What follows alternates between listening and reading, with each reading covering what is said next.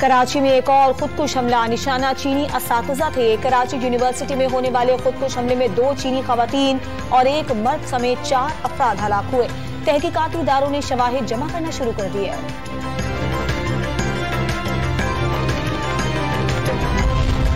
Security labs की बात गलत है। चीनी असातिज़ा की वैन को रेंजर्स ने सिक्योरिटी फराहम कर रखी थी।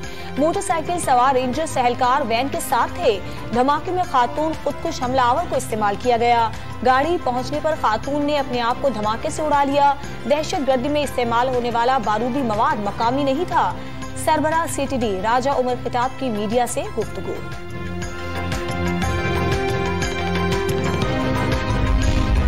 कराची धमाके को तमाम पहलुओं से देख रही हैं। एडमिनिस्ट्रेटर कराची मुर्तजा वहाब की वाक़े की मजम्मत, चीनी बाशिंदों की सिक्योरिटी मजीद सख्त करने का अज़्म जाहिर कर दिया।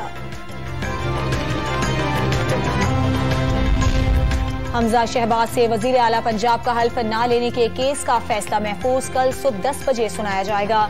सुबह 22 दिन से वजीर आला से महरूम है। सदर मुमलिकत ने क्या इक़दाम उठाए? चीफ जस्टिस का सवाल। सदर कोई काम न करने पर अदालत को जवाब दे नहीं, एडवोकेट जनरल का जवाब।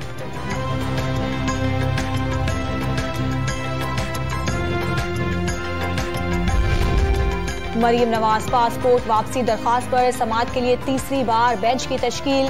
जस्टिस अली बाकर नजफी और जस्टिस सरदार नईम पर मुश्तमिल 2 रुकनी बेंच कल मरियम नवाज की दरखास्त पर समाअत करेगा।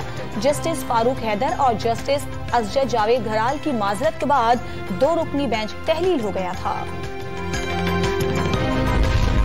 इलेक्शन कमीशन पर तनकीद का जवाब आ गया। इलेक्शन कमीशन ने अपने जवाब में आम इंतखाबात मई 2023 के बाद कराने का इंदिया दे दिया। नई हल्का बंदियों की तकमील पर जनरल इलेक्शन मई 2023 के बाद ही मुमकिन है। इलेक्शन कमीशन की वजाहत। वजीर आजम शहबाज शरीफ और उनका वक्त जाती खर्च पर सऊदी अरब जा रहा है। वजीर आजम के दौरे सऊदी अरब पर सियासत न की जाए। वजीर आजम के दौरे से 2 तरफा ताल्लुकात मजीद मजबूत होंगे। अल्लामा ताहिर अशरफी की वजाहत।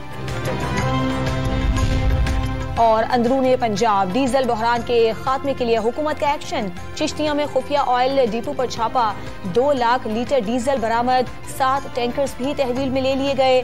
बरामद किए गए डीजल की मालियत 3 करोड़ रुपए है।